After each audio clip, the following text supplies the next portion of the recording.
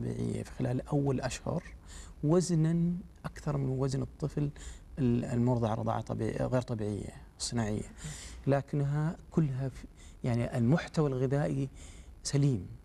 بعد ما يتزوجون 4 إلى 6 شهور يتضح الفرق، يتضح أنه الطفل اللي يرضع رضاعة صناعية غالبا وزنه أكثر من الطفل اللي يكون رضاعته رضاعة طبيعية، ويكون بطبيعة الحال زيادة غير طبيعية. دكتور، أنت ذكرت في البداية أنها تختلف حتى بين الجنس، هل هناك فرق بين الأنثى والذكر؟ طبعا الكبار لا نتحدث عنهم، نعم. ربما يأتي الحديث عنهم لاحقا، نعم. لكن في الأطفال أو المراهقة نعم. هل يختلف موضوع السمنة بين الذكر والأنثى؟ نعم، احنا إلى ما نوصل فترة البلوغ فالغالب الذكر والأنثى متشابهين إلى فترة البلوغ، لكن أنا أعرف أن الفتيات يدخلون فترة البلوغ قبل الأولاد ب2 سنين. الفتيات تقريبا في العمر 10 والذكور في عمر 12 يدخلون فترة البلوغ. في فترة البلوغ الذكر والأنثى يكسبون ما يعادل 30 إلى 35 من وزنهم النهائي في فترة السنتين هذول. 30% إلى 35% من وزنهم النهائي يكتسب فترة البلوغ. نقطة البالغين، نعم عندنا لعل إحصاءات الزملاء عن السمنة بالنسبة للبالغين السعوديين، فلدينا أرقام يعني كبيرة جدا مخيفة للأسف الشديد. حنا الآن من ضمن ال10 الدول الأكثر معدل سمنة في العالم.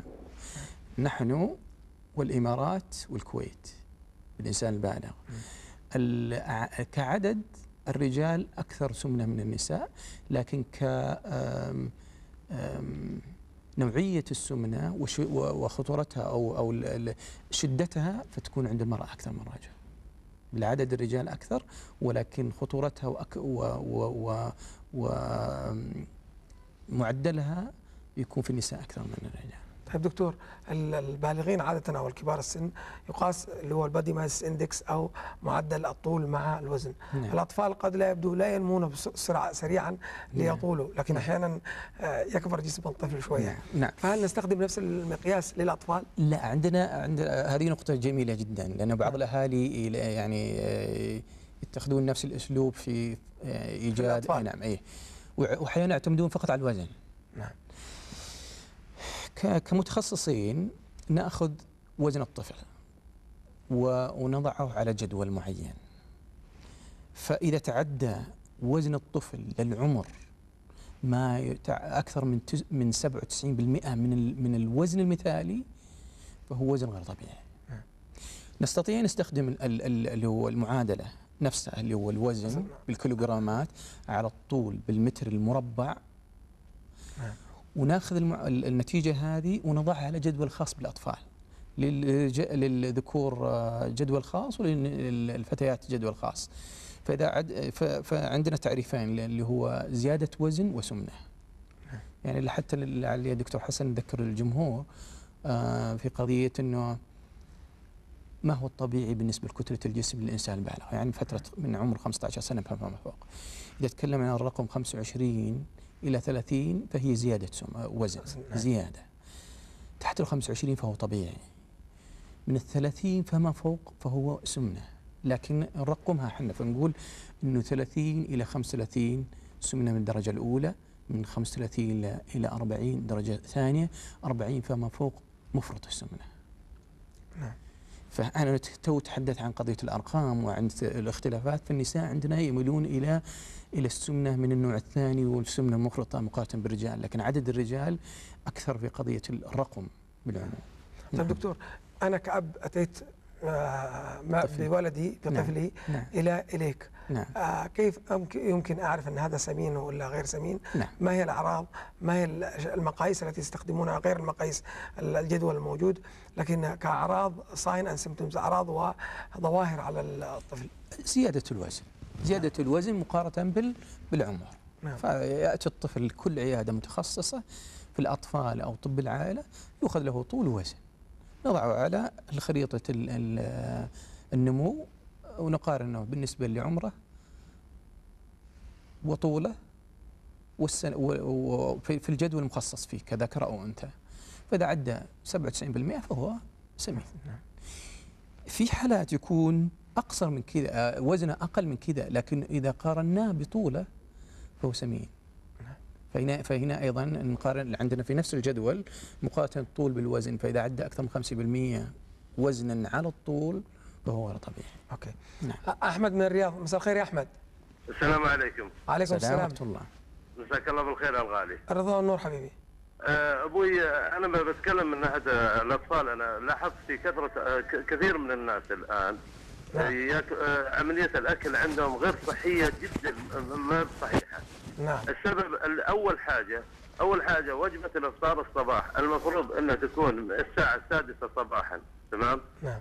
لانه اذا افطرت الصباح الساعه 6 الصباح، من الساعه 6 الى الساعه 12 الظهر يكون في عندك وقت عمليه الهضم تكون جيده وعندك لو جيت الساعه 12 الظهر او 1 الظهر، نذكر ايام قبل الطب وما الطب، قبل ما يتطور الطب وكلام الطب، نذكر ايام كانوا الشيبان الاولين كانوا الساعه 11 الضحى كان يتغدى، الساعه 11 قبل صلاه الظهر كان يتغدى.